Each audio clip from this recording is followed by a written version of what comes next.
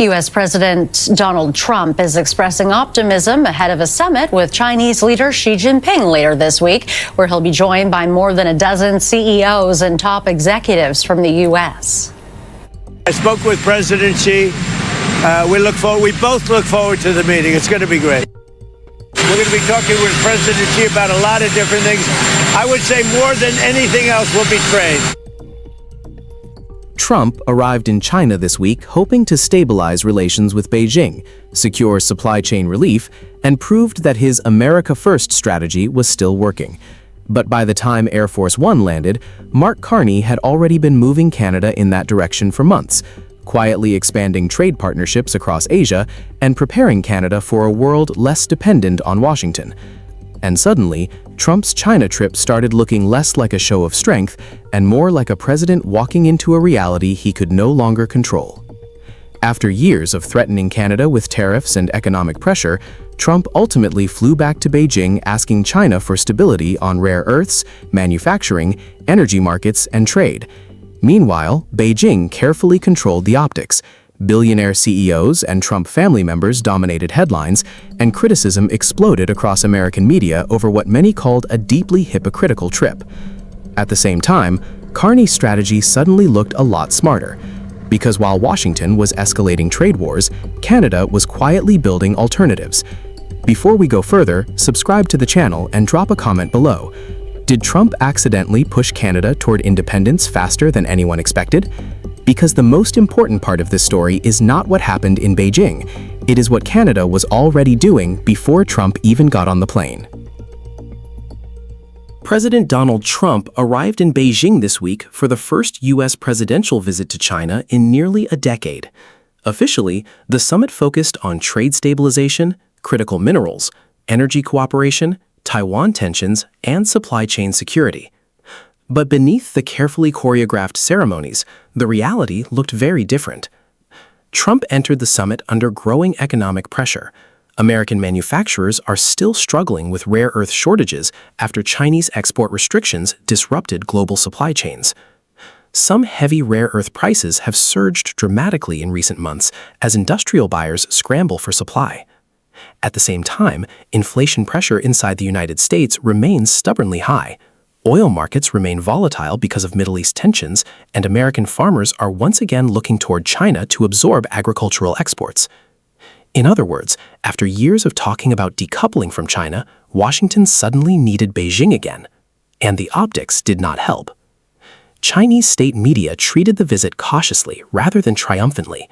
Beijing carefully controlled the symbolism, while much of the coverage focused on China's own priorities, including BRICS coordination, regional diplomacy, and economic stabilization on China's terms rather than Washington's. Meanwhile, critics inside the United States began attacking the composition of Trump's delegation itself. Billionaire CEOs appeared front and center, while members of the Trump family drew heavy criticism online and across political panels, where commentators openly described the optics as hypocritical and shameless. And while all of this unfolded in Beijing, Canada was already moving in a completely different direction. The biggest problem for Washington is not that Trump visited China. The biggest problem is why he had to. For years, Trump's political message was simple.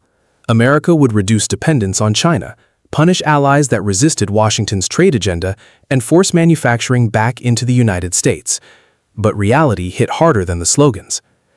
The American economy still depends heavily on Chinese processing capacity, industrial inputs, and critical mineral supply chains. U.S. defense contractors still rely on materials refined inside China. American automakers still depend on globally integrated supply chains. And despite all the tariff rhetoric, Washington is now negotiating for stability instead of escalation. That changes the entire narrative. Countries like Canada spent the last year watching this instability unfold in real time, while simultaneously absorbing pressure from Washington itself. Trump repeatedly targeted Canada with tariff threats, reshoring demands, and economic pressure tied to manufacturing, aluminum, autos, and energy. The message from Washington was clear: align with the United States or risk losing access to the American market. But that pressure may have produced the exact opposite result. Mark Carney clearly understood something before Washington did. In a fragmented global economy, dependence itself becomes a national security risk. That realization fundamentally changed Ottawa's strategy. This is where the contradiction became impossible to ignore. Trump spent years pressuring allies while publicly attacking China, only to return to Beijing seeking stability on trade, minerals, energy markets, and supply chains. Then Americans watched billionaire CEOs and Trump family members dominate the headlines surrounding the visit itself. That image matters politically because it reinforces a growing perception that Washington's trade agenda increasingly serves elite business interests, while ordinary Americans continue dealing with rising costs, debt pressure, and economic uncertainty. And the contrast with Canada is becoming sharper by the month. While Washington remained trapped between trade war rhetoric and economic reality, Ottawa quietly began building alternatives. Carney has openly argued that Canada's traditional dependence on the United States has evolved from a strength into a vulnerability. Unlike Washington's often reactive approach, Canada's response was methodical and long-term. Ottawa accelerated trade outreach toward ASEAN economies, restarted talks with India, deepened Indo-Pacific partnerships, and expanded cooperation with Europe on energy, minerals, and industrial supply chains. At the same time, Canada positioned itself as something the world increasingly wants, a politically stable supplier of LNG, uranium, fertilizer, critical minerals, hydroelectricity, and strategic industrial materials. And the timing suddenly looks very smart. Because while Trump was flying to Beijing asking for stability, Canada was already positioning itself as an alternative to instability. That is a major geopolitical shift, and many Americans still do not fully understand how significant it could become over the next decade. The broader story here is not simply about Trump or China. It is about the global system itself beginning to change. The world is becoming more fragmented, more regionalized, and more multipolar. BRICS countries are coordinating more aggressively. China is expanding influence across industrial supply chains and energy markets. Middle powers are building alternative trade corridors. More countries are trying to avoid becoming trapped between Washington and Beijing. And in that environment, Canada suddenly looks unusually well-positioned. Canada has energy security, Arctic access, vast mineral reserves, agricultural leverage, political stability, and direct proximity to the American market without needing to rely exclusively on it anymore. That combination becomes incredibly valuable in an unstable global economy. Ironically, Trump's pressure campaign against Canada may have accelerated the exact outcome Washington feared most: a more independent Canada building a broader global identity outside direct U.S. control. And that may ultimately become one of the defining geopolitical consequences of the entire Trump era.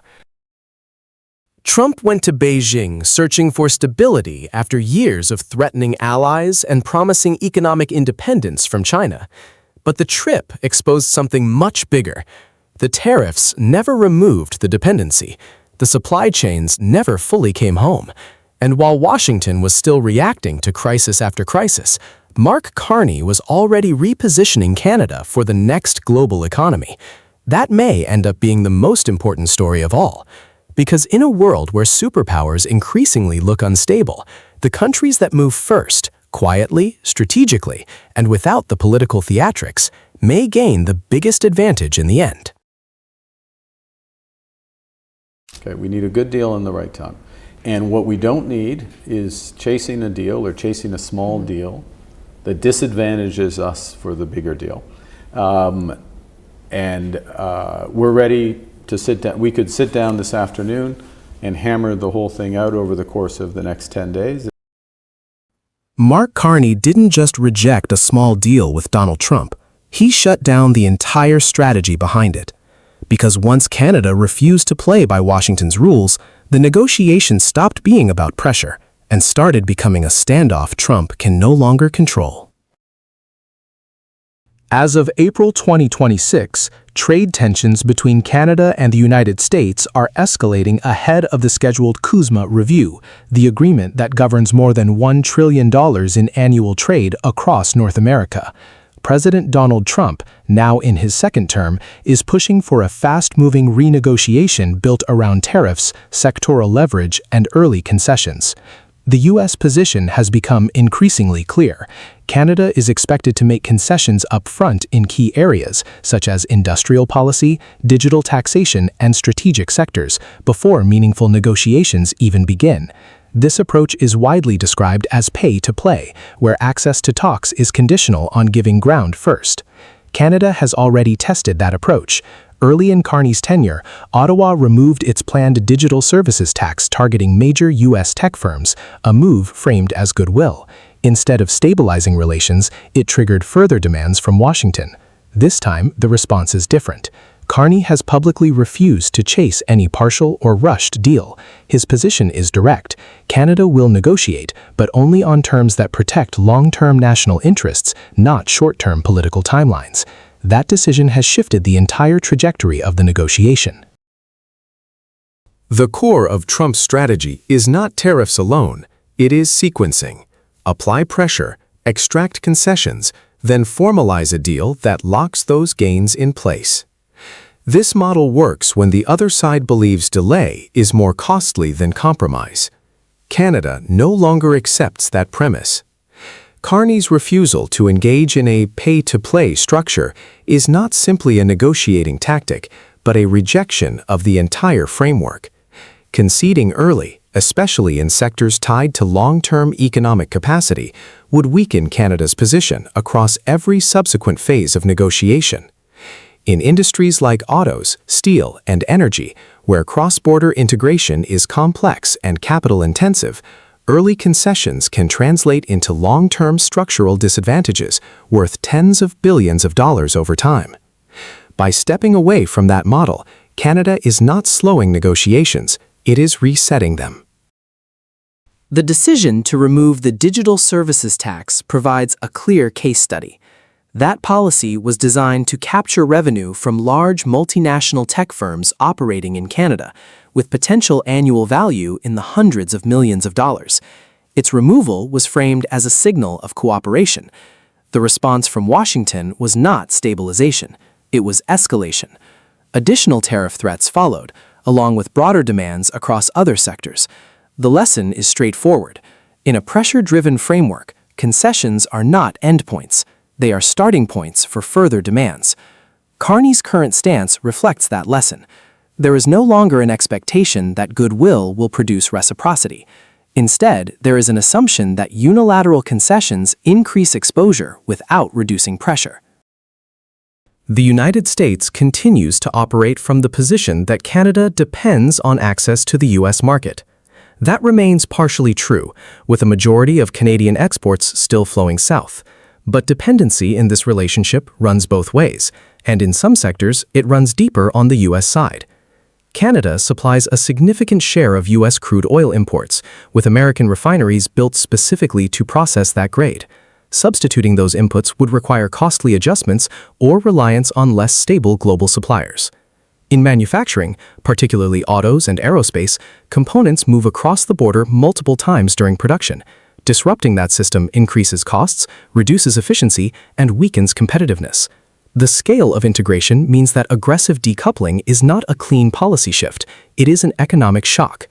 Even U.S. lawmakers have begun pushing back on tariff policies, with rare bipartisan votes signaling concern that these measures are harming American industries tied to Canada. This creates a ceiling on how much pressure Washington can apply before the costs begin to feed back into its own economy. Trump's strategy depends on controlling the pace of negotiation. Quick deals produce clear political wins, reinforce messaging, and demonstrate authority. That control disappears when the other side refuses to move on that timeline. Carney's approach introduces a different variable, time as leverage. Canada is not waiting passively. It is actively building alternatives, expanding trade relationships beyond North America, and investing in domestic capacity across energy, infrastructure, and critical minerals. This creates strategic flexibility. The longer negotiations stretch, the more pressure shifts toward the U.S. side, where exporters face uncertainty, supply chains remain unstable, and political pressure begins to build internally. And that pressure is already visible in hard data. Canadian visits to the United States have fallen for more than a year straight, with some months showing declines of over 20%, and in certain categories like road travel, drops have reached as high as 30–35% compared to pre-tension levels. Given that Canadian tourists spent roughly $20.5 billion annually in the U.S. before the downturn, even a 20% decline translates into an economic hit of around $4 to $5 billion, directly impacting local businesses, retail, and service jobs. More importantly, this decline is not being offset by other international visitors, meaning the loss is structural rather than temporary. A strategy built on speed loses effectiveness when speed is no longer required. That is the point at which an endgame stops being achievable. What is emerging is not simply a delayed agreement, but a redefined relationship. Canada is no longer negotiating from a position of urgency. It is negotiating from a position of choice. By refusing to engage in a system that rewards early concessions, Canada has forced the United States into a more complex environment, where outcomes depend not just on pressure, but on alignment. And alignment is harder to impose than concessions. This is where the balance shifts. Because once a negotiation becomes a standoff, the side that can absorb time, diversify risk, and maintain internal stability holds the advantage. Recent investment data reinforces this resilience, with foreign direct investment into Canada reaching nearly $97 billion in 2025, one of the strongest inflows in decades despite ongoing trade tensions. At this stage, that side is Canada. This is not a moment defined by a single policy decision or a single speech. It is defined by a shift in strategy. Canada did not escalate. It did not match pressure with pressure. Instead, it stepped outside the structure that made that pressure effective. By refusing to chase a deal, rejecting pay-to-play terms, and preparing for a longer horizon, Canada has removed the core conditions that Trump's strategy depends on. The result is not a breakdown in negotiation, but a transformation of it. And that raises a critical question going forward. If the United States cannot dictate the pace, cannot secure early concessions, and cannot force alignment through pressure, what exactly remains of the strategy it is trying to execute?